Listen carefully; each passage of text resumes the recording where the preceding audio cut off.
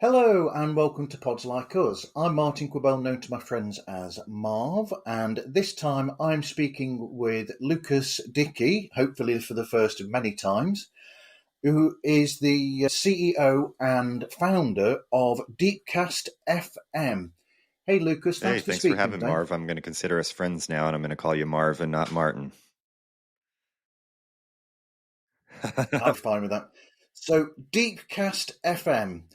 I like the way that you explained it to me in chat, which was IMDb for podcast. Essentially, it's a superior search engine or search site for finding podcasts that you're there's actually for. two. So I was going to say one correction is it's actually DeepCast, and we have DeepCast.fm as one property. And then we have, or one product, and then we have DeepCast Creator, which is at DeepCast.pro. But the DeepCast.fm side of it is like the origin of the company, right? And then the other part kind of followed thereafter. Part of the original plan, but it was meant to come slightly later. And I think maybe a re-articulation of what I was explaining to you, I think pre-recording, is when I discuss it with what DeepCast is with wider audiences, or maybe more investors in particular who are looking to sort of see where it fits within the context of how they're trying to put it in a box so they can decide whether they want to invest or not, as I say, it's somewhat like a second screen experience, like IMDb, in that you use it for research purposes, you use it to go deeper into something, you may go down into specific episodes within a show to find who was the actor, what was the summary for that particular episode, because you're trying to figure out, did I end at episode 6 or was I in episode 9? And just sort of like that sort of way you interact with IMDb. But I also think about it sort of like IMDb meets Wikipedia meets genius.com, for those who are familiar with sort of the music lyrics and annotation that exists there, because we have so much information that's contained with the podcast, which maybe is worth stepping back and telling folks what DeepCast is. So I will firstly say, if you go to deepcast.fm, the problem sort of statement we were looking to solve was discovery sucks. It was that simple. So when I started the company 2 years ago with a co-founder, our sort of approach was from a listener perspective. And I will admit that over time, I've grown into this space, launching our own podcast sound strategy for the company, participating with more creators, service providers, et cetera. The problem statement continues to be true. The appropriate solution is evolving, and maybe we touch on that later. But what we were thinking about was, how do we create an experience that enables sort of recommendations, personalization, information that's not accessible through Spotify or Apple today, but likely should be. So there was a vision or a mission that was almost like, whether we achieve at this or not, if we can sort of poke or prod or act as a catalyst for the other guys, then I will at least have achieved that mission, right? So the specific sub-problems that we were solving, my co-founder, what was that quote that I heard from which episode? Because I listened to 5 a day, and they're all health and wellness, but I want to know whether it was Mark Hyman who said it, whether it was Sam Harris who said it, whether it was Dr. Is Peter Tia, like who was the health and wellness expert he was listening to, and he could just never remember which one. So for him, he wanted something that was sort of transcript search oriented. The other use case, which was mine, was I wanted that, but I wanted to be able to share it easily, because I like to be able to share sort of knowledge management with others.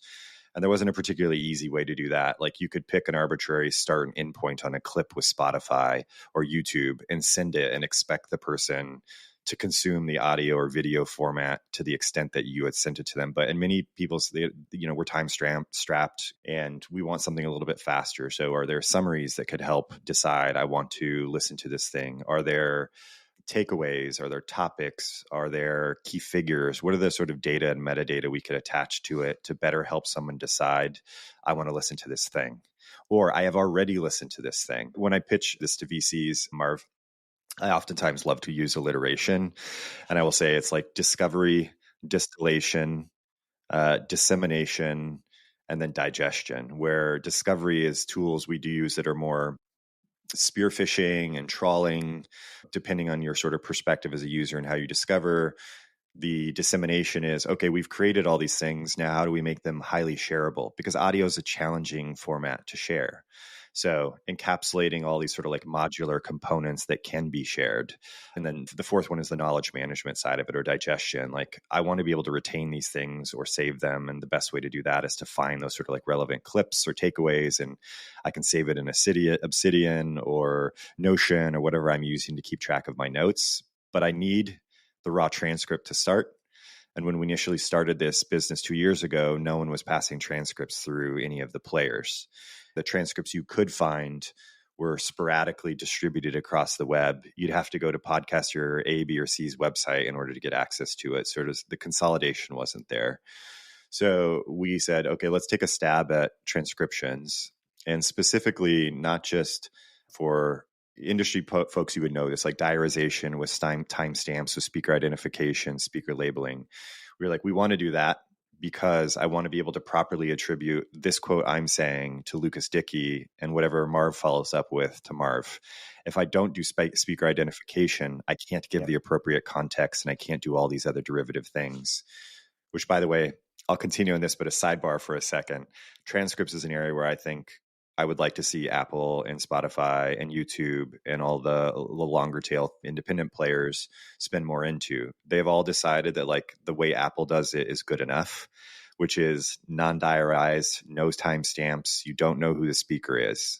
It's just text that at least is broken into, paragraphs and sentences. Spotify is taking the different angle with their read along, where you're predominantly looking at the transcript as you listen. But neither one of them is particularly well set up for navigating within the transcript or being able to the attribution or sharing. And the rest of the industry has said, well, that's what Apple and Spotify are doing, so that's good enough for me. So we said, let's invest more in that. And then everything we do at this transcription layer, cleaning it, structuring it, et cetera, sets us up to do things at the inference layer where AI comes into play and helps us with the various different summarization methodologies. And then it also helps us do things like semantic search. So you can search for the approximation of the quote if you can't remember the exact words, which keyword search doesn't do that very well. Semantic search improves it. So we said, hey, there's this sort of like, use financial jargon, this secular trend of podcast consumption skyrocketing and obviously moving in an exponential curve, sort of circa COVID era. Creators are kind of climbing, but you and I are familiar with the concept of pod fade. So there's a bit of sort of like back and forth. So it's a little bit of minor step functions as opposed to exponential. But the delta between created content and listeners and consumption thereof had only increased, right? So if you're in the top 2,500 podcasts, 80% of people are subscribing or listening, right? If you're in the top 250, 90%. So between like, okay, what about if I'm not in the top 2,500? So I'm one of the other 300 and whatever it is, 25,000 active English language podcasts who released something in the last 90 days. That delta still exists for you. And sort of Spotify and Apple are sort of hierarchical top down. For those of us, you and I, who are older, you will remember Yahoo in its earliest incarnation, where you start at the top and you just work your way down links until you find something you like. Same way within each one of those platforms. You pick a top level category that hasn't changed effectively since the inception of podcasting, and you work your way down. In fact, there is no podcasting category or subcategory, despite the fact that there are thousands of podcasts to talk about podcasting, right? So you're doing this high category and subcategory hierarchical top down. It's just exhausting. So what most people do is they hit it, they look through the first 10, they pick, they walk away, or they listen, right? It's one or the other. Or they're consuming the editorially driven or sponsored content. So if you don't have a machine behind you to do the submissions for editorial and get support, if you don't have the budget to spend into it on a sponsorship basis, and you're not showing up hierarchically because you're not a podcast designed for 90% of people out there, it's a struggle to get discovered within the context of either one of those applications. So DeepCast was meant to help solve that as a companion experience to Spotify and Apple, because we just said, look, they have such huge incumbent market share. For a new player to come out and beat any of them is highly unlikely. And given that I have venture capital backers, they're not happy with a 2% or 3% market share, which is any of the independents. They want 10, 20, 30% market share. I said, I can't compete in that space, but what I can compete in is this other area, which, by the way, the IMDb Pro business model is a very healthy one. So that was DeepCast, and the original problems that we were looking to tackle and how we evolved on that product. Continue to be excited about it, and it has evolved a lot because it's been 2 years since we started this thing, and the first 6 months was roughly research and development around speech-to-text technology and large language models and the combination of the two, and then how do you create a decent user interface on top of that that folks actually know how to use. DeepCast was a fun undertaking. I've really enjoyed it.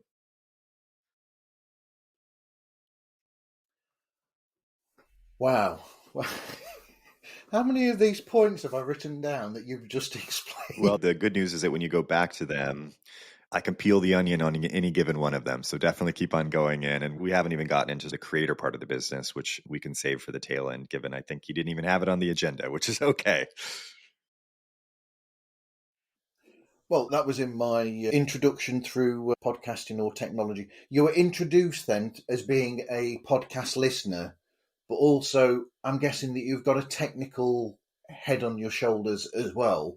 So have you used both of those sides of you to look at the problem that you saw there? You're completely correct. I mean, for the most part, these things that we use, whether we use Spotify, we use Amazon, or we use Apple Podcast, or iTunes as it used to be, all these things, they haven't really changed very much over the years. So you looking at that, have both those sides of you, the podcast listener and the technical side of you, were they the things that pushed you into going this way? Yeah, it's a good question. So they often talk about, again, I come from a world where I've raised venture capital money for the last 10 years through multiple businesses and then VC-backed businesses before that. And so I apologize to all listeners in advance, but I oftentimes see things through that lens. But they will talk about things, you've heard about product market fit for sure, but there's also a concept of a founder product fit or a founder market fit. And I sort of fit the mold of the founder product fit in that, the first 10 years of my career, Marv, was in digital music. So I was at a company that did white label music service provider for Zune, which was Microsoft's failed attempt, Yahoo Music Unlimited when they ran that service.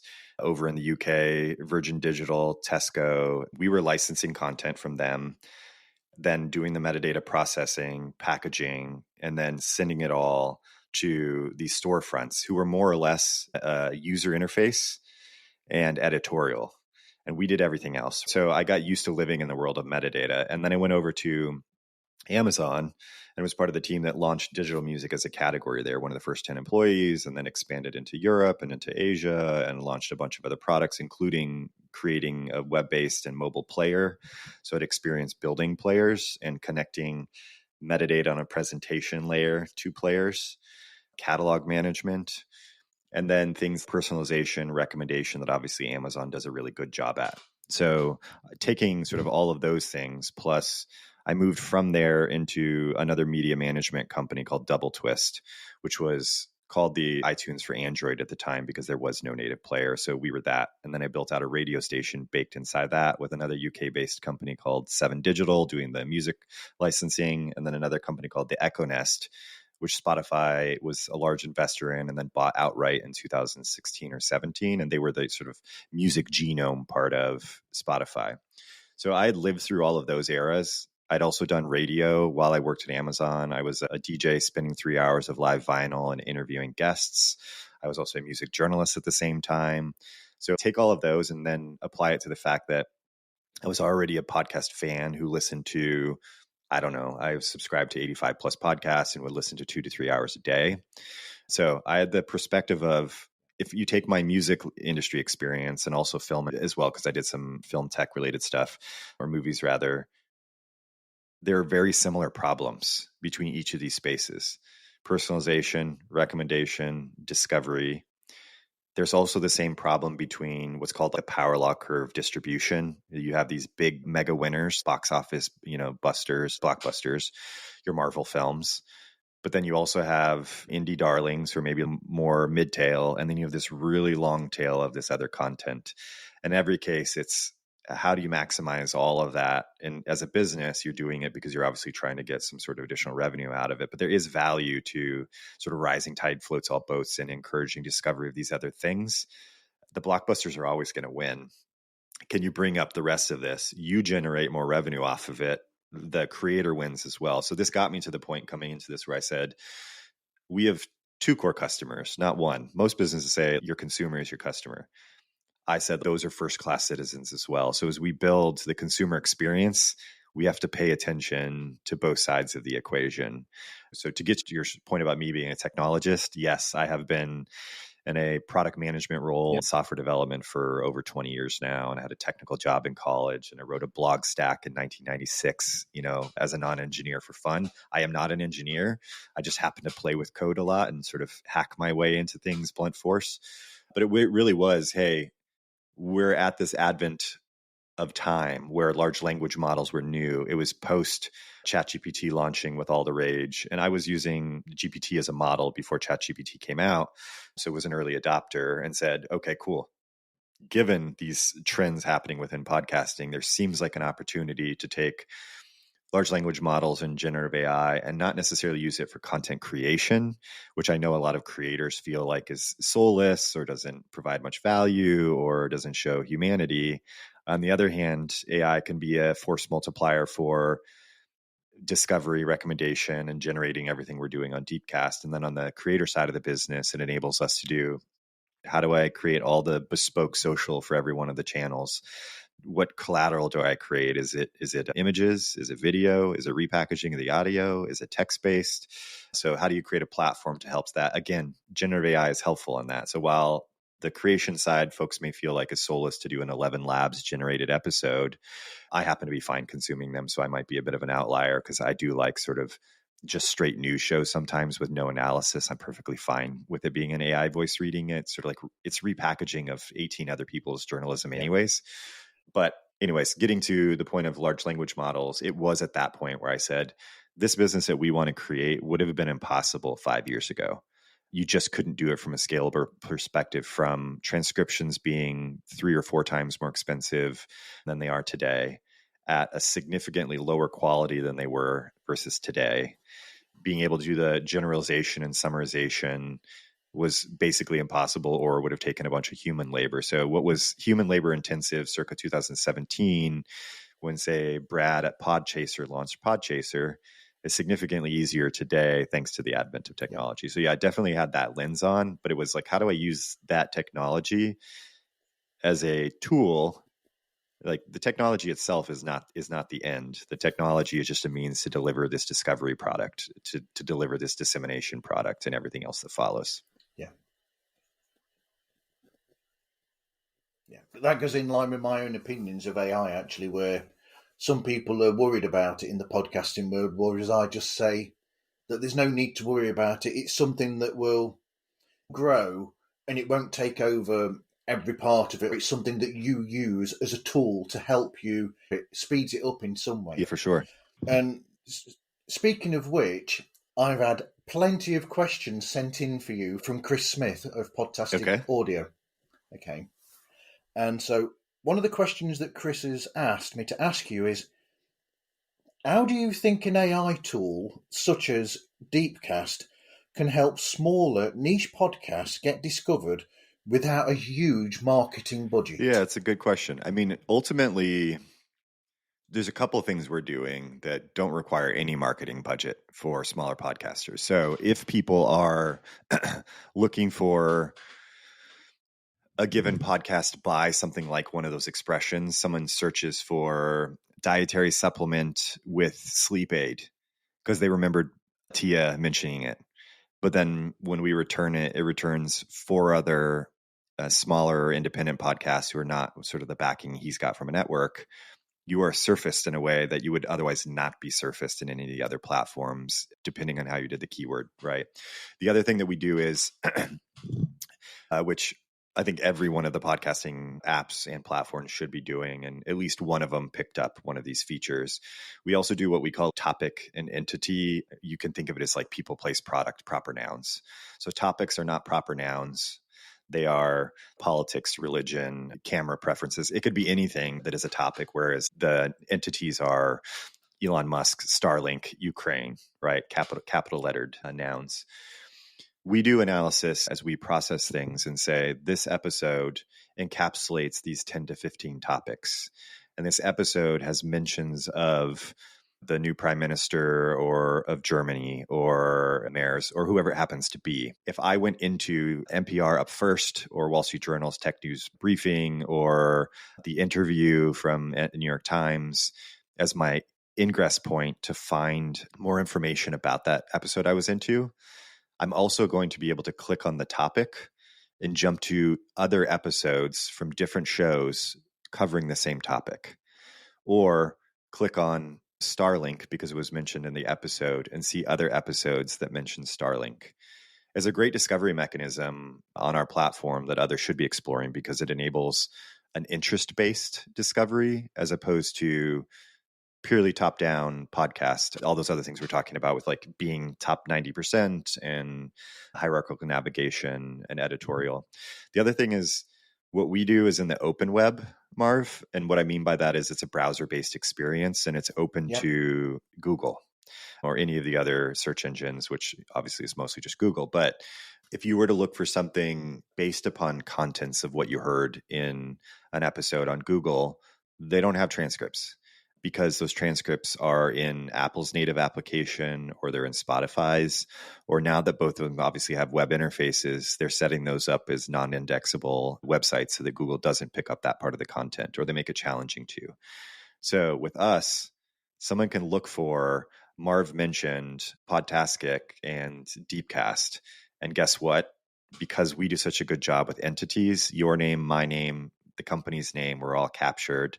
We show up as a top thing. So if someone's looking for a podcast about, we're more likely to show up if it's a podcast about a people, place, product, person, or podcast about topic, or some subset of the transcript. Again, another way to get you exposure on the open web, knowing that folks are looking for content of any kind still in that sort of interface. And then the other thing is, because we have these sort of shareable objects in an easy fashion, you could go to your own show on our platform, take objects that you might not otherwise have done and be able to like one-click share them off. That's on the consumer side of the experience. On the creator side, we build things to help you with all of that marketing and the AIs at play there. And that is, think podcast search optimization. People are still trying to figure out how to get your podcast discovered within Apple and Spotify. You can do keyword stuffing is basically what you're doing. You're looking for keywords to put in the title and keywords to put in the description. With our creator offering, we create the description for you based upon the transcript analysis, based upon all these other things that we're pulling out of it, knowing that the things people are looking for are the topics, the people that are being referenced in it, the products that are being referenced in it, a little bit of a summary. What are some of the quotes that are in there? What are some of the takeaways? Those are like very keyword-driven analysis, while at the same time, it's very human readable and interesting. So that's the thing that we create that helps within the context of podcasts players themselves.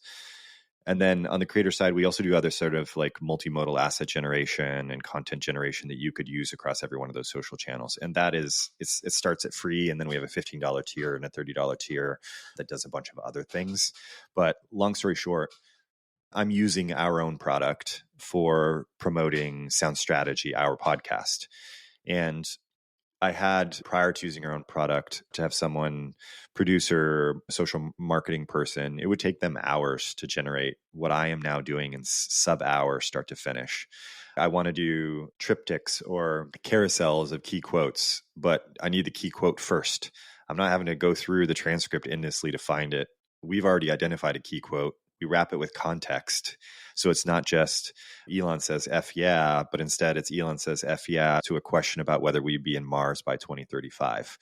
FEI alone is not enough. Context is helpful, right? So giving all those sort of assets to the team. One of our customers said that we took their post-production sort of release schedule and marketing activities from 35 steps down to 14, and that we reduced his time from 2 hours to roughly 20 minutes because he does a lot of promotion after he generates his show, and we're giving him a ton of material to be able to use so he doesn't have to do those things. AI is at play generating what would have otherwise for him taken hours. He doesn't have to take it and pass it through as is, but even taking what we've given him, he can augment it enough to insert maybe some of his voice that he feels like might be lost or a particular language he wants to work in there. But otherwise, we've done the initial 90%, the hard work of gathering all of that for him. And then he gets to the 10% beyond there. DeepCast and AI, it's helping very much with the marketing part of things and discovery within the context of our platform. And I'm hoping that things like topics and entities make their way over into the other platforms, because it is like, I listen to a ton of podcasts. So if I happen to hit an episode that's talking about, I don't know, subprime mortgages in 2008 versus tariff ramifications today, I would love to listen to 15 other episodes about that. How the hell do I find that today? There's not a good way to do it. Topic button is a very easy way to do it. And Wondery within their application, separate from Amazon Music and Amazon Podcasts, Wondery actually does do this topic. So you can navigate between the Wondery ecosystem topically within their application. Yep. So while you were developing this, I'm thinking more for this is like good advice for developers and for people going into that side of the industry. Were there any actual turning points or lessons learnt during the development? I'm thinking, sometimes when you're building something up, you'll come across little hurdles that you didn't think of originally that will suddenly be there, and you'll work out a way of getting around them. So were there any cases of that or anything that you've learnt from doing this? I don't think there were any sort of technical lessons for us other than even using a speech-to-text provider, you're still going to have to do some pre and post training or pre and post editing or your own inference layer in order to get high quality, right? So great. We found someone who offered high quality, but they still didn't do a good job at named entities.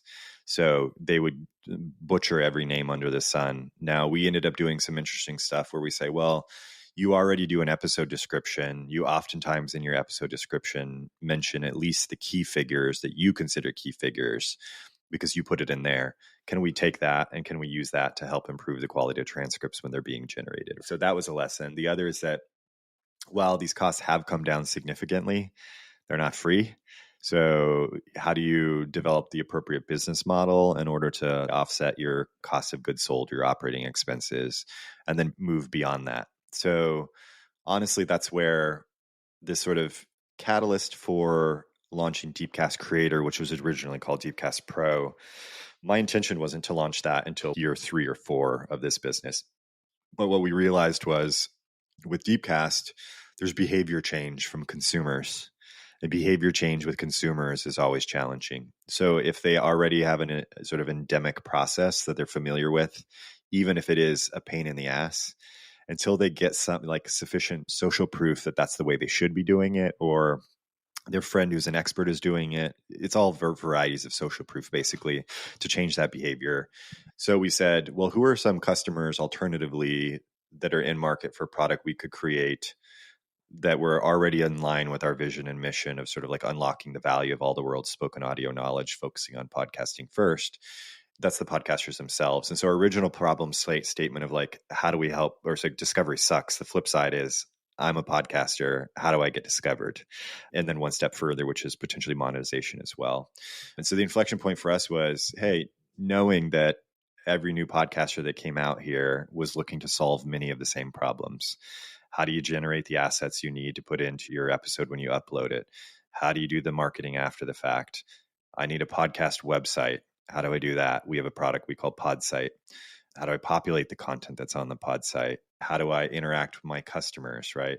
All these things are listeners that we knew people were in market for and said, okay, cool. It solves some of the same problems in that it helps people get discovered off of our consumer platform in the open web. It allows them to own their brand equity with an authoritative website, which many podcasters don't have. They have whatever comes out of the box from Transistor or Buzzsprout or Simplecast or whoever happens to have Podpage as part of their offering. Now, the good news is those who buy the creator offering to improve their discoverability, monetization, engagement, et cetera, that content that gets processed specifically for them also goes back into the consumer side of our experience and is accessible to consumers through that, which represents for them another touch point. So someone could come either through their authoritative website or is discovering them through podcasts traditionally because we've improved the quality of their episode metadata, or they've landed on DeepCast because we do a really good job at SEO for anything associated with the content within the episode. So that was the inflection point for us. It was less around technology, and it was more around ideal customer profile, strategic marketing, go to market, who are going to be the buyers. How can I take that? Which is the tail wagging the dog here, right? Or which one drives the growth on the other? Or is there just a complete virtuous circle between the two, which we always anticipated, right? Like a podcast, even when we didn't have Creator as a full platform, we still had sort of the Spotify for creators sort of experience where even if it's not hosted with me, I could go augment things so that it appeared better on Spotify. We did that so it appeared better on DeepCast, which in turn helped them with discoverability through the open web. Many folks, for example, Marv, have social handles, but no one knows where the hell they are, right? Like no one's clicking to the bottom of your show notes in order to find them. We were pulling socials, populating for podcasters, and then letting them augment that set. If someone happens through open web, search for something, lands on one of their pages, or topically navigates to it, or entity-based navigates to it, there's now a means to get in contact with them, where before it was such a pain to figure out how to find these folks, right? So long story short, it's kind of switching the lens to creators. It helps us with sort of short-term business necessities and goals, while also still keeping an eye on the ball of sort of the longer-term DeepCast, like how do we improve this experience for listeners? And improving it for listeners improves it for podcasters to the extent that you can sell more of your classes, you can, land more clients, all of those things, if there's just more general podcast consumption as a whole. So focusing on the creator helps the former. Folks really do need to think about both sides of the platform. So I think that's the thing I always encourage of sort of the Spotify's, Apple's, YouTubes of the world. You guys know creators, you know the things you've done that didn't necessarily benefit them. Can you do something different this time around? The challenge is with someone like Apple, the podcast is not even, a major part of their business. It's a fraction of a fraction of a fraction of their overall revenue. So they don't invest in the same way. Spotify sees it as a value add on top of the music that they're selling. So, hey, why use a separate podcast app? We already offer it too. Now, does that mean they invest heavily into it? No. And do they sell ads against it? Yes, they do. But when you have 680 million global subscribers, podcasting doesn't necessarily get the same attention. But if that's the case, can you at least do things that would improve, if you can improve the overall size of that part of your business, which then allows you to sell more ads yourself or figure out other monetization mechanisms, you actually need deeper engagement of the podcasting side of your business. I think there's a lot of applications of data, metadata, AI acceleration that can help with podcasters at large better improve what they can do. And I guess the one thing I should also mention is some of the things that I'm describing, like having worked with producers or interfacing with social marketers. If you're a solo initial hobbyist podcaster, you don't have a budget for many of these things. So you're doing it yourself. So if we can come in and say, well, the consumer experience actually gives you a lot of these, feel free to just take that and use it as you will. Or try our creator experience, which is a free entry tier. If you find value in it, then upgrade to the paid tier, right? And then that gives you the ability to experiment with more marketing initiatives to drive engagement before you've necessarily gotten the dollars to hire like a full-time person doing some subset of this, or even a fractional person doing it for you can be far more costly than a $15 a month service, right?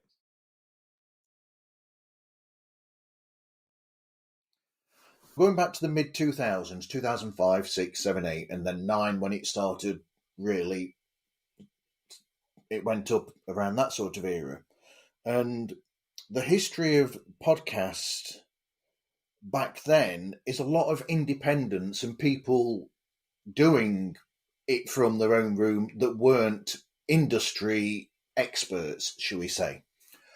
And the Spotify and all these people who will pay for these things, they're looking at the sort of like the Joe Rogans, and they're paying for their product. So a problem is that things like Spotify and these companies who are paying for podcasts to be made, Spotify Original and those sort of things. Yeah, so Spotify and those sort of companies, they're paying for podcasters such as the big companies like the Smartless and the Joe Rogans. They're paying for these big people where they're almost comparing it to radio in a sense and media, where they're looking at the big companies, whereas it was the independents, they're being missed by this in a way. The ones who started podcasting in the first place are being forgotten by people like Spotify and Apple and those companies. Marv, I think the moral of the story is like, are the originators of the thing getting proper recompense for their participation in the creation of the thing? Yeah, I think they're being missed by the big companies. Yeah, the short answer might be, I don't think the big companies care in the same way that they didn't care who created punk rock, but they were perfectly happy to monetize it when they found some examples of artists who could make it financially viable for them to do so. So I don't know if, again, as an independent or creator of a given technology, it is oftentimes not you who benefits from it. It's someone who follows, because it is no longer the time that it once was. Does that make sense? But your DeepCast FM is actually because it puts all of them together. So with the DeepCast FM, if you look for a show that's about this, you will get a nice mix of the independent, smaller podcasters there in the same selection as the bigger shows as well. So it gives people a bigger scope than the discoverability that you get through an Apple or a yes. I think if you get to the point of that delta I was alluding to between the available content and who's actually listening to it, yes, our goal is to reduce that. Does that mean Apple and Spotify care? Not necessarily. So there is an opportunity perhaps that, and this is why, again, I think of us as a second screen experience in many ways, because even your independent podcasters, folks discovering on our platform, but they don't listen on our platform, right? They discover on our platform and then they jump over to their player of choice. And that was because we said we didn't want to compete in the world of player, because you have to market a player, you have to get adoption of a player. So let's focus on what we can do, which is helping with the discovery through our application. But this is where we focused on a really good search engine optimization game to bring in people looking for the content. Again, it was almost less about us. How do we help listeners identify the content? We're just a conduit through which that's happening.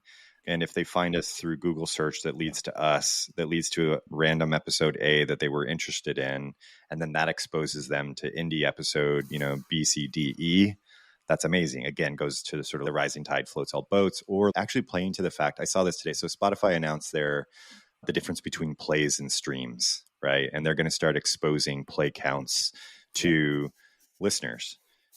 All of that, again, just goes towards the pushing behavior to the sort of top 1% or 0.1% of podcasts. It's further consolidation, because it's almost like gamification and social proof and all these other things. Do we show likes or not likes? Or do we show comments or not comments? Do we show who did those things?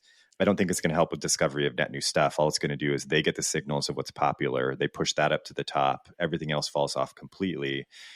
And they're not tackling it from a way that, say, Google was trying to do things circa 12 years ago, a little less now, where everything's very much ad driven. But there was a period of time where we're using PageRank to find you really good content that had really good engagement, that had really low bounce rates, that appeared to have content that was unique and not a regurgitation of somebody else's content. Like, this is what Spotify should be doing. This is what Apple should be doing. And neither one of them are really investing in that way, unfortunately. So it's up to sort of the rest of the industry to figure out either how to offer an alternative for the customers or listeners out there.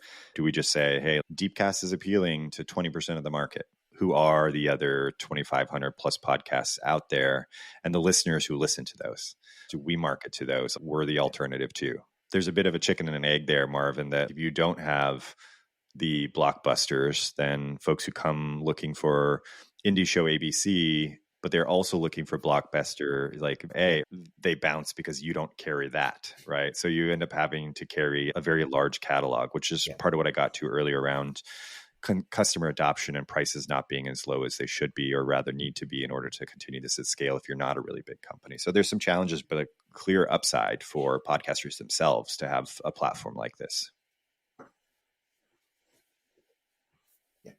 I mean, the good thing, or what you were saying there, to go from there, is so the bigger shows like the Rogans, like the Smartlesses, and all these others, the good thing about those is that it's almost tricky to say this as an independent myself, but they're important in the sense that they're the big names that have brought these people that were on the periphery of listening and weren't sure what a podcast was, because we've all had it over the years. You'd explain to somebody, oh, I've been listening to this podcast, and then someone would go, well, what's a podcast?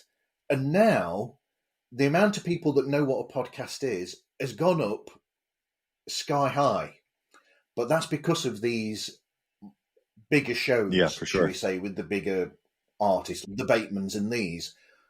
But there's a positive in that for the, like you said, with the independents as well, because then that means there's a bigger group of people there that are being introduced to the world of podcasting through these celebrities. And therefore, they might think, and we hope this, and it does work in some cases, these people are listening to those shows and they're thinking, now, what else can podcast give me that I'm not being provided for on the radio or in standard media? I'm looking for this niche. Can I find it in podcasting? And the answer is almost 100% yes. You can find that exact niche that you're looking for. Yeah, I was gay. The one thing I would say is, yes, it can be found, right? But it's only if these applications that serve it make that possible. So I think the film industry calls it like tentpole films, right? Like you have these big titles that as a whole, when someone's considering, do I even go to a theater anymore, right? You need to have these tentpole titles because they pull people in. But while someone's considering buying tickets, they're looking at the other films that are also playing. They're watching trailers for them. Or if they're buying in person, they're looking at the posters. So there's exposure for those films when the tentpole titles pull everybody else into it. This is why Netflix will invest heavily into a tentpole title of some sort with a big name attached to it, because it offsets the cost of some of the rest of the things they're doing, because it brings in subscribers. So there's a value to having these big things as it pulls it in. The real question though, with Netflix, they're vertically integrated, right? They create content, they deliver the content, they editorialize the content. The only barrier they really have between users is it on a browser, or is it on an Apple TV or a Fire TV, right? Or whatever your custom television is, smart TV. This is where I think, again, the applications are underserving. So yes, I listen to Trump on Podcast X or JD Vance on Podcast Y, or I'm using obviously domestic US. It was the All In podcast arguing and bringing on various different political figures, at least at the beginning, before their technology and VC listener fans were no longer a fan of it. But it did draw a lot of activity there, because it's easy to land on Joe Rogan and then see that the next most popular is Smartless, and the next most popular is The Interview, and the next most popular. I mean, you can go down the top-down hierarchical that way. So it brings them into the tent, but they're all consolidating around the same 0.1% of shows, because the rest of the experience sucks. You don't make it easy to help them find what they're truly interested in, which is sort of the difference, again, between plays and popularity versus I'm playing this thing so you can better recommend other sort of collaborative filtering based upon interest, and not collaborative filtering based upon popularity. And they haven't invested in that side of things, which is why recommendations, even music, sucks these days on Spotify. Sorry for all Spotify listeners out there, but you listen to something, the next recommendation is not at all within the same genre, not the same era. Podcasting doesn't even have that within the applications, right? So there needs to be a material investment for that. So I think what it represents is an opportunity. And ideally, they capitalize or they get real competition. And it could be that Spotify and Apple, through YouTube's more meaningful participation in the last 6 months, is the catalyst, because they say, Spotify says, oh crap, big Google is stepping in here. Our $66 billion market cap may be interesting, but theirs that's over $1 trillion is very different, and they can pump money into this, and they're really great with YouTube and their algorithms and everything else. So we do need to do more by that. And I personally think that's part of why Spotify for Creators has started increasing the clip of doing just little incremental features, because they're recognizing that they have to do a lot of the similar things that YouTube already did through YouTube Studio or similar offerings in order to be competitive. Otherwise, they're going to lose. If Spotify wants to be video centric, you're competing against the video company, right? YouTube outranks every one of those other paid media players that we might do with Netflix, Amazon, et cetera. So it's either going to be a forcing function that they step up their game, or it's where they might see declining market share because people don't think of them as much anymore. They just say, I can get my podcast over on YouTube. YouTube actually happens to be recommending to me things that I would be interested in, because it will show you obscure crap, right? Earlier, you said there is something for you in podcasting, and it could be as niche as you like it, but you have to be able to find the niche. I think that YouTube historically has done a better job at that than either of the other two platforms have. So ideally, they see that as something. Now, what I'm hoping is it doesn't mean that Apple says, why are we even doing this podcasting thing? When we initially started it, it was because it helped us with selling iPods and early iPhones. Is this the media that's helping us, or is it actually video because it helps us sell Apple TVs? In which case, does Apple have to meaningfully invest in video podcasts in order to be competitive on that realm, right? So the big guys don't think the world you and I are living in day to day. I'm ex-Amazon, right? I went and I pitched Jeff Bezos and Andy Jassy and a number of folks on an idea at the time was my business unit. Amazon at the time had 55 business units. They have hundreds today, right? And so when I pitched this entire team, senior vice presidents, one of them, I was making a recommendation for acquiring another business. And that's my number 2 customer right now. I'm not ready to buy my number 2 customer out from underneath us. What I'm getting at is I had a perspective unique to the business unit I was operating in, not this sort of like systems level view that they see at the C-suite and the senior vice president suite. And Apple is probably thinking the same thing. That it's not as existentially important for them as it is for Spotify. So Spotify probably has the most motivation. Google and YouTube are fine. Nothing's ever going to change the YouTube, other than maybe like antitrust behavior and spinning it off. But YouTube itself will be fine and will continue to grow. Apple can live off of all the other things. Spotify is probably the one that has the biggest incentive to do better. Yeah. We'll leave the music with Spotify, because I have an issue with what music they put across, because I sometimes think that their files aren't quite to the same level as some of the others. Just a personal opinion. So you go to somewhere like Apple or to Amazon with music, they will do the bigger sort of like Atmos mixers in some cases that you can listen to, whereas Spotify, you don't get any of that at all. So that's sort of an issue being a musician. Marv, the same thing exists within podcasting too, where there is no means in podcasting today in the RSS spec to be able to send an alternative audio format for Atmos or any of the other spatial audio, or an uncompressed if someone wanted a higher fidelity version. That sort of thing just doesn't exist. But you would think it would behoove Spotify to support spatial, because they already support spatial on some subset of things, but why wouldn't they increase? And like the technical effort to support it is not that crazy anymore. It's a solved problem. So maybe there just needs to be more.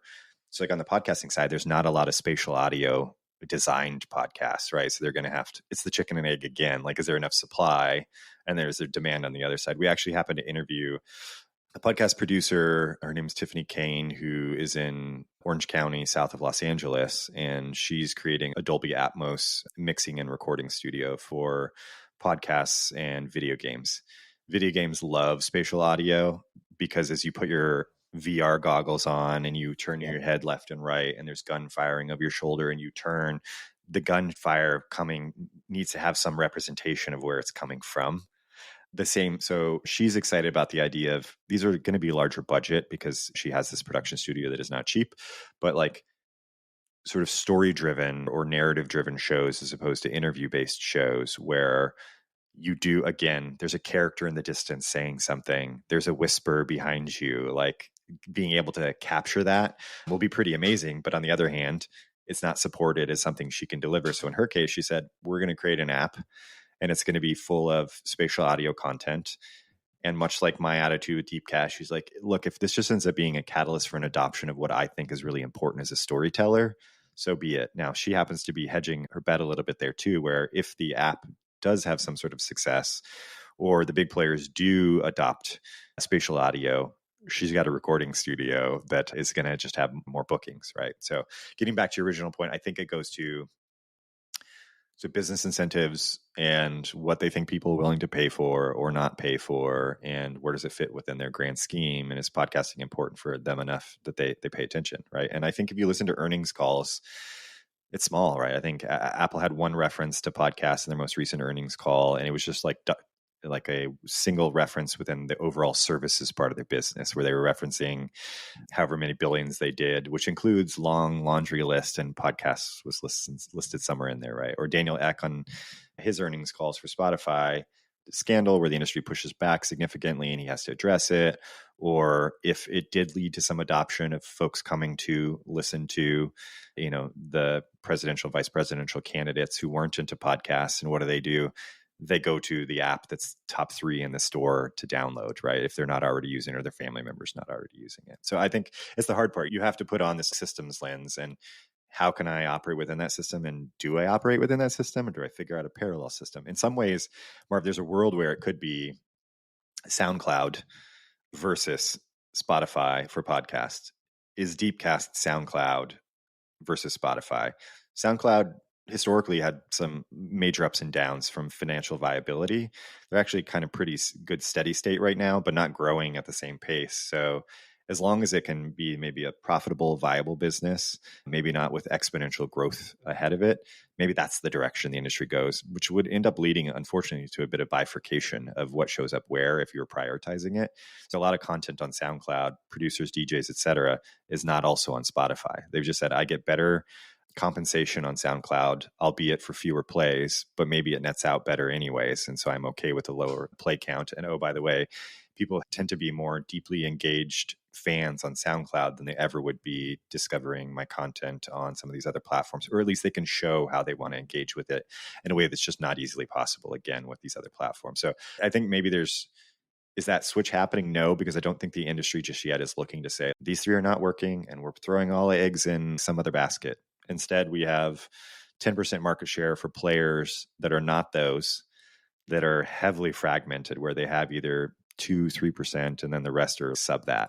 So they're all kind of fighting over, I'm going to use this, I'm friends with leaders of some of these companies, by the way, but it's kind of fighting with scraps to a certain extent. So is consolidation needed? Which I know you wanted to talk about the Podcast 2.0 spec at some point later, but it is only the indies who care about the Podcast 2.0 spec. And if they are all implementing it one at a time, and it's a pain in the ass to implement, it seems like most of them have chosen to do so, but it's not consumed by Spotify or Apple or YouTube in terms of most of those 2.0 namespaces.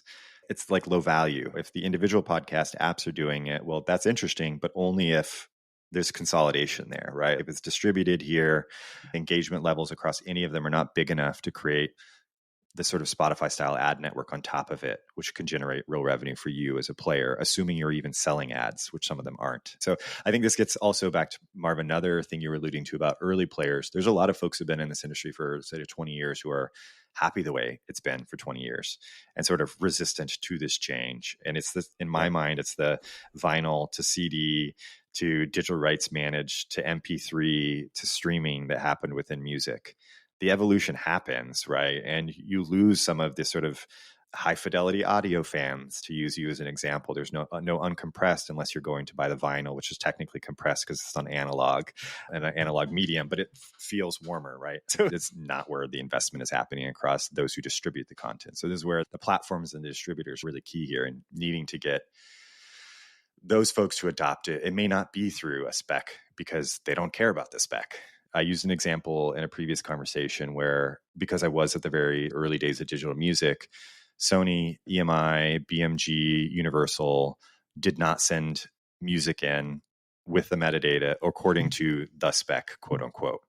all the indies did it, and they were forced to, because if they wanted to be on any of our, it was Apple, Pandora, and us, who were like seeding all these other music services. And it wasn't until I joined Amazon and Amazon's music revenue grew high enough and Apple's music grew high enough that we were able to go back to the major labels and publishers and say, you're making our life hard on this metadata front. We have to do all this custom work to support you guys. And we're now financially meaningful enough to you that we have the heft to change you, right? This is almost the inverse, where it's like creators maybe want some of these 2.0, and I'm not even sure that they necessarily do. I think some of it, there's a little bit of navel gazing going on occasionally and sort of inside baseball, and podcasting probably has more inside baseball than almost any other industry that I've seen. Who are you doing it for? Are you actually going to get adoption? If I invest in it as a user, like you host a show and you fill out Podroll and 18 other ways that they can contact you and direct donation links. Well, guess what? Your direct donation links don't show up within Spotify, Apple, or YouTube. Your sort of pod to pod stuff, you have to go set up manually in Spotify for creators. They don't care what you're sending otherwise, right? So like until they're going to adopt it, you're targeting this 10% of indie players, which maybe is the bifurcation, right? It's just not as better served with some consolidation because they get benefits of units of sort of scale within their own businesses, if that makes sense.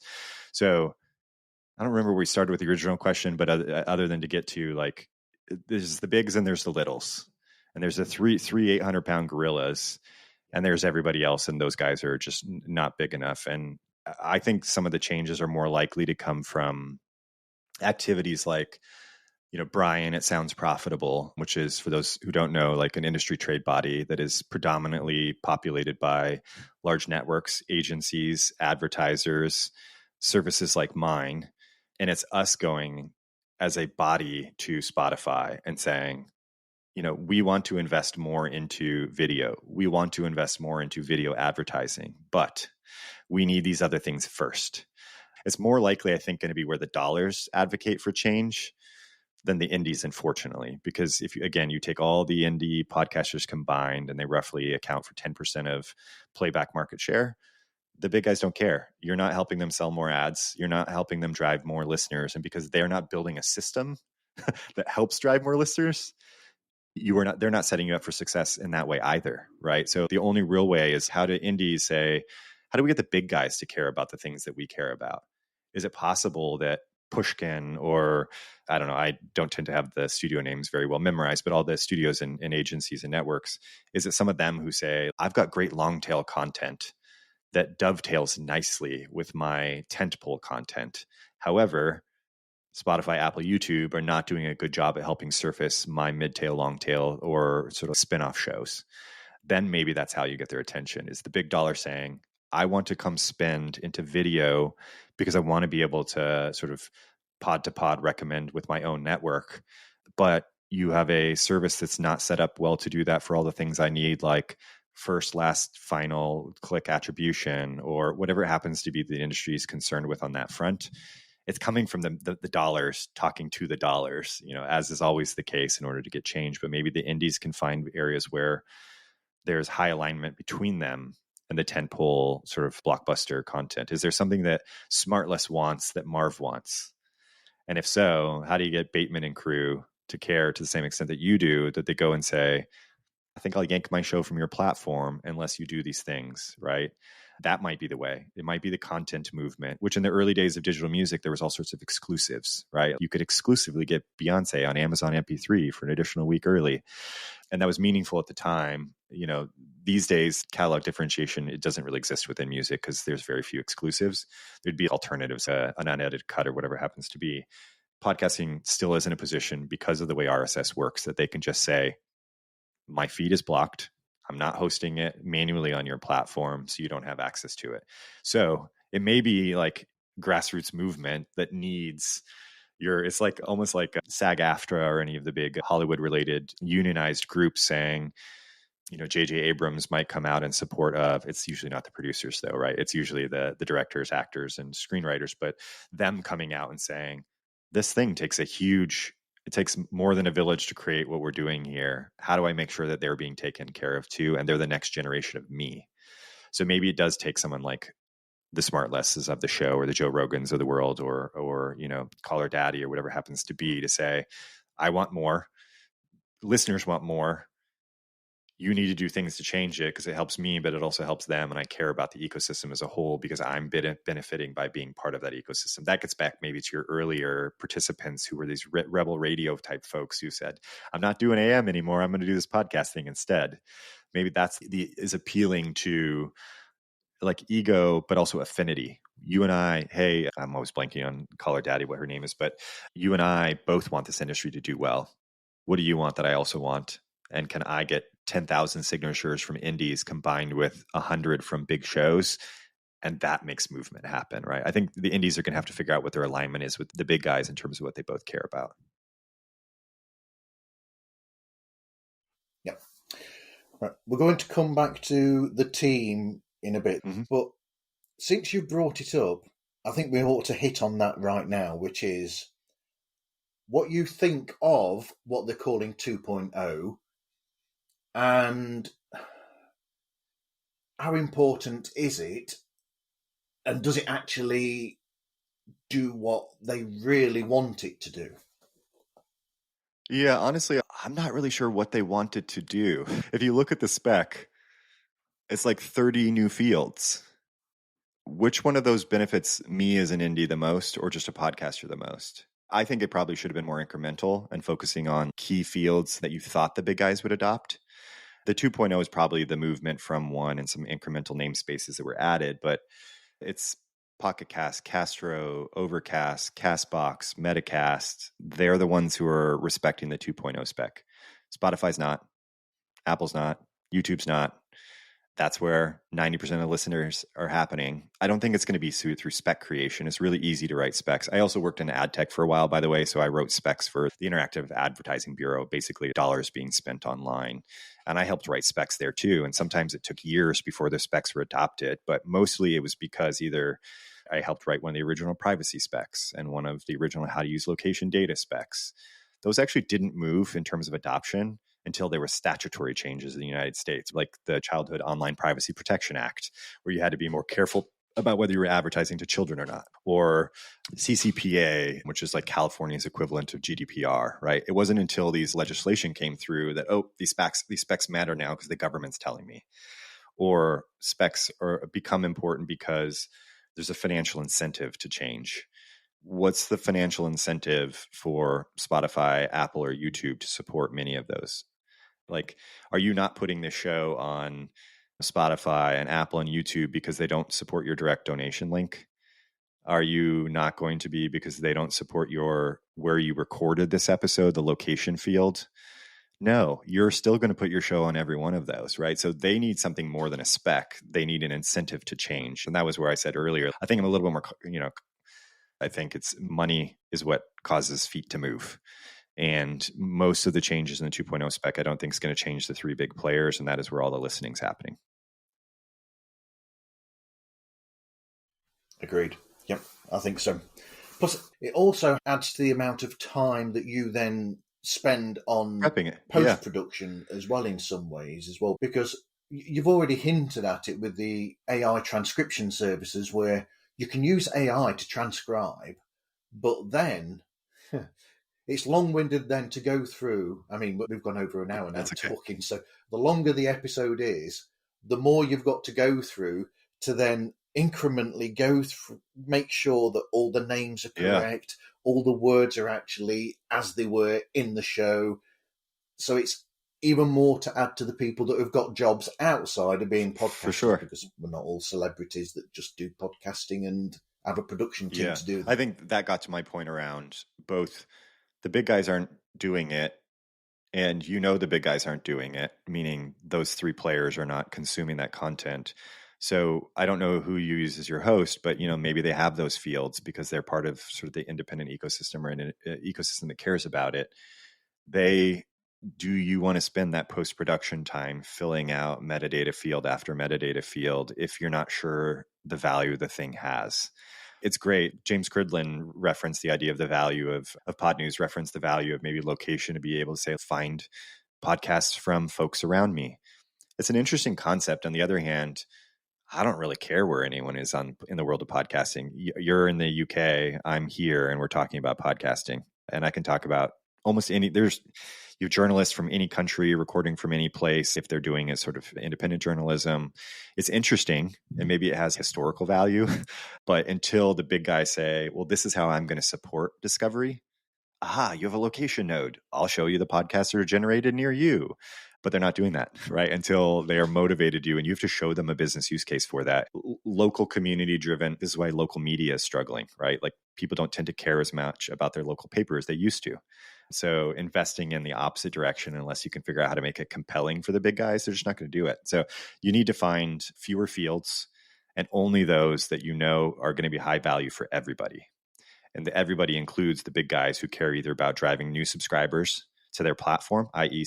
Spotify, or those who care about the revenue they're going to generate, which is more YouTube and part of Spotify, right? So you got to make sure that it's, again, from a systems perspective, that you're hitting every constituent stakeholder.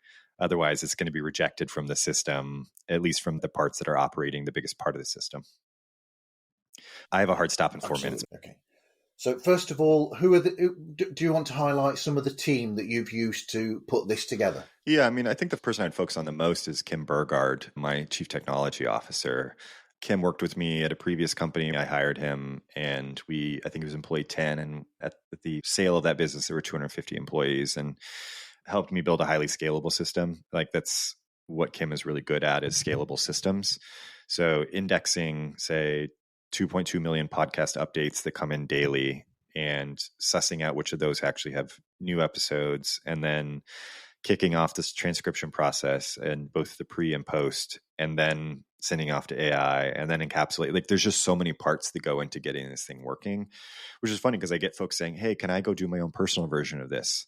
And I say, have at it. But you get to do all of these steps manually yourself, right? Versus what we're doing for you. So there is a lot of complexity for 99% of the people out there to accomplish what we're doing and to do so at scale. And so Kim definitely brings a big chunk of that scalability into this business. What advice would you give to people wanting to go into the industry of podcasting, or people looking into the technical side of what you do? I think this goes with what your goal or purpose is, right? So if you're going to create content, it may not be that you're looking for major commercial success, in which case you can just think about who your niche audience is and speaking to them very closely. In fact, if you're aiming for a big audience, it's still who is your audience and speaking to them. So that doesn't really change. There are a lot of things to go from hobbyist to full-time who's got a major studio or agency or network behind you. There's like stepping stones to get there. You know, the shortcut is obviously being a celebrity in something else, which doesn't help most of us. So the creator side, I think it is like the illusion of I'm going to record 3 episodes and then all of a sudden tens of thousands of people at the least are going to be listening to me. Not true for 99.999% of podcasts out there. So know that you're going to be in it with, you're going to have to consistently do it for a long time, and you're probably going to have to market across many channels because people are inundated with every type of entertainment that exists today and everyone wants it now. So just bear in mind that you're going to have this sort of like emotional wherewithal and fortitude to know you're going to be doing this for a while before you maybe get any lift, if your goal is to get major lift. And then on the sort of coming on my side of things, it depends, right? Where a lot of the businesses in podcasting are what are called like bootstrapped, like they're self-funded, or someone sort of evening weekends until they're growing at slower paces, but they tend to have decent profitability, those who've been around for a long time, but not enough that they're going to grow in a material way. So if you're a product person or technologist who's going to come in, it's highly unlikely that at any sort of scale you're going to be entering those companies, which to a certain extent is me starting this company. I'm an outsider. I didn't formally work in the world of podcasting until 2 years ago, but it was a problem I'm trying to solve for a customer who I think needs it, to whom I think I can communicate what the problem is and a solution, right? In which case it's the same as any other vertical. You just have to become really attuned to what those sort of customer problems are. So figuring out the problems is always first within technology. So it's not any different than, I think, in that way than entering others. And incentive alignment in this vertical in particular, how do you figure out where the incentives lie to sort of like move whichever ball forward it is that you're looking to move forward? Cool. Okay, right. 2 in 1 now then. 1 or 2 shows that you'd like to highlight yourself that you like to listen to and then follow that with how people can get in touch with you and find you. I have a balance between what I think of as long tail and fat tail content. Every morning I start with the same three, Wall Street journals, the New York Times headlines, and NPR's at first. But after those, I get into other content. I'm a big fan of Conversations with Tyler, which is Tyler Cowen, who's a economist at George Mason University and tends to have highly intellectual conversations with business leaders, academic leaders, et cetera. So I was just listening, driving to get my coffee this morning. Tyler interviewing Jack Clark, who's one of the co-founders of Anthropic, one of the big research and development labs generating Claude, right? And Jack's background happens to be in journalism and public policy, even though he's a co-founder of this R&D lab. But he's the one thinking around safety alignment and what's the societal good, right? So conversations with Tyler are always great. Another one that I'm a huge fan of, which ranks fairly highly within the VC world, it's called BG2 Pod, because both of the co-hosts their initials are B and G. So it's Bill Gurley, who is the famed investor in Uber from Benchmark Capital, and then Brad, I always blank on his last name, from Alt Capital. So a VC investor and a private equity investor talking finance and politics and all these sorts of things. So I tend to listen to a lot of politics, economics, psychology, sociology, and then always staying abreast of whatever the big sort of news is of the day, because I'm a news junkie on top of it. So whatever helps me with that. And then from an AI perspective, because I am ingrained in this world, I listen to the AI Daily Brief, which he had an initial show that was around crypto. That show is still very live, still very popular within the crypto segment. His is probably the most popular AI-based one because he does kind of today's news in brief. So 10 minutes on that, and then 10 minutes on like a longer form story he wants to talk about. Very few interviews. It's mostly him covering news and analysis. And then if you're looking for sort of like practical AI, there's AI and I, which is Dan Shipper. And there is a new one called How I AI by Claire Vaux, who is the chief product officer at a bunch of different companies. So if you're looking to see how people are actually using these tools, those are two good shows for that. It's less of this sort of high level, what does it mean for the world, or hyper low level, what is this technology doing, and more in the middle, I'm a person, AI exists, it's happening around me, how do I participate in that ecosystem? So AI and I, using the ampersand, and How I AI. I'm hoping that they stop putting AIs in the titles, because as we know, it's going to make it hard to differentiate between them as we get more of those shows with sort of keyword targeting. And in terms of finding me, I'd say go to deepcast.fm or deepcast.pro to check out both of the consumer and the creator offerings that we have. You can also find us on, all the platforms. It's either Deepcast FM. For the most part, we're aligned around that on Twitter, LinkedIn, et cetera. And then you can find me on any one of those platforms as well. But I'd say go to deepcast.pro and deepcast.fm and follow the links off to socials if you'd like. And then we also have a podcast, soundstrategy.fm for that, which uses our own podcast building technology. So I would say go to soundstrategy.fm as well. I love Sound Strategy. Why? Oh, that's so I good. appreciate that. More in the can, Marv, and Friday. Brilliant. Thank you for talking with me today, Lucas. When does this usually go live?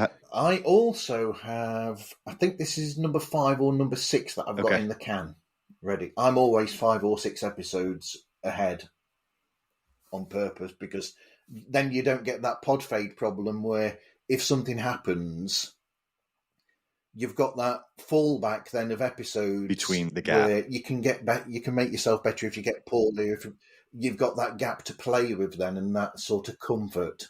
That's a piece of advice from me to people for sure. There. So you can find all links for pods just by going to themarvzone.org. That's something I learned from an episode of Sound Strategy, by the way. You had one of your people on there, one of your guests actually said, if you make it simple for somebody just to go to as little places, give them as little info. Yeah, I think if you go to one place or 2 places, that's easier than listing an entire roll call of places they can go. I believe that was Dave Jackson, and he said have just a single clear call to action, which for him was schoolofpodcasting.com. For us, it would generally just be deepcast.pro. For anyone, it is a good advice. If it's saying available on all apps, given how hard discovery is on quote unquote all apps, it's much easier to just go to your brand authoritative website that you drive them to, and then they have the option to follow off to their player of choice. Plus, they've gone to your website and found a way to engage with you directly. All right. Yeah. Thanks for having me, Marv.